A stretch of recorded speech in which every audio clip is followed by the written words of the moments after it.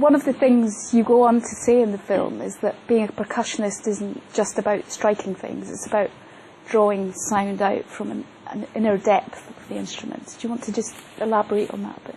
Well, I think as a percussion player, we haven't quite reached the pinnacle of what we can do. So even although percussion is in fact the oldest family of instruments, we still don't yet have the Stradivarius marimba. We still don't yet have the Steinway vibraphone.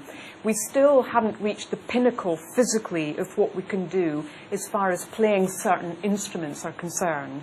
There is too much to cover in order to get through everything within the percussion world within one lifetime. So you cannot be an expert in African drumming and Indonesian percussion playing and steel drum playing, or all the different styles of snare drumming, such as the Scots style or the Irish or the American and Swiss styles, etc., whereby you can actually spend your lifetime specializing in only one of those styles, and so on and so forth. So really, in a way, we have no option through the many, many objects, the frequencies, the sense of touch, the dynamics, the types of sounds and so on that we deal with. We've got no option but to almost treat every instrument as a child would treat a new toy. And we look at something and we think, well, what is this made of? What's the texture of this? Where would the sound possibly come out of? What would happen if we placed this on this particular surface, or that particular surface, or that stand, or that stand? What would happen if we popped it that way, that way? What would happen if we placed it against our tummies, and so on and so forth? So it isn't just a learning experience for us as the percussion players, but also for you, the audience, as well. So we see you as an extension to the instrument. So how can we project that instrument in a way that is going to sort of intrigue you or involve you? We don't know. An example of that is that we have nowadays a standard 5-octave marimba. It's just a standard Western 5-octave instrument. However, companies now are making a 6-octave instrument, whereby that extra octave is at the low end. That's a huge instrument. Already it's about 9 feet 5.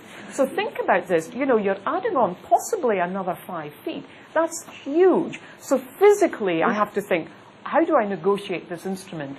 But for our sound engineers and so on, they have to think, how do we project the sound? How do we record this sound? How do we reinforce this sound? How can we manipulate this sound in all the different types of venues that we happen to be playing in, and so on and so forth? What about the mallet makers, the stick makers? What are they going to make in order for that instrument to speak, not just at the lower end, but at the top end as well? And already this is a big, big challenge. So in a way, the marimba, as it stands at the moment, is almost like 3 different instruments. The high end, which is really like a xylophone, the mid end, which is slightly more mellow and very present, and then this low end, which is very spiritual indeed. Well, not all mallets will cope with all 3 registers, you know. Imagine a violinist where, well, only this bow will deal with the low end of the violin, that bow is much better at the top end, and so on. That's what we have to think about as percussion players. I was fascinated in the church when you said, I brought these instruments, but I haven't felt inspired to use them. And well, no, there were certain instruments that I brought that I hadn't used that evening, yeah, absolutely. And I was interested as to how you selected the instruments for that concert.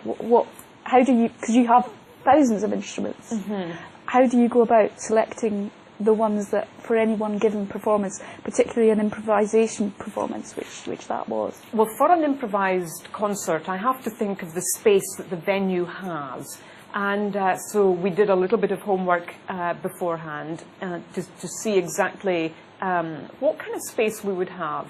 And then I have to think that I like to have some skinned instruments, so drums. I like to have some mallet or melodic instruments. So marimba is quite handy to have. Vibraphone, which has got the metal alloy bars, is really quite useful too. And then some unusual instruments. So I brought along an instrument that I'd never used before called a halo.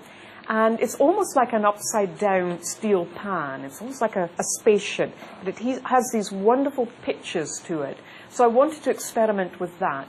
And then I like to bring along some quirky stuff, so little toys and sound effects and things like that. And that's more for the sound people to have fun with, so that they can play around and manipulate the sounds there.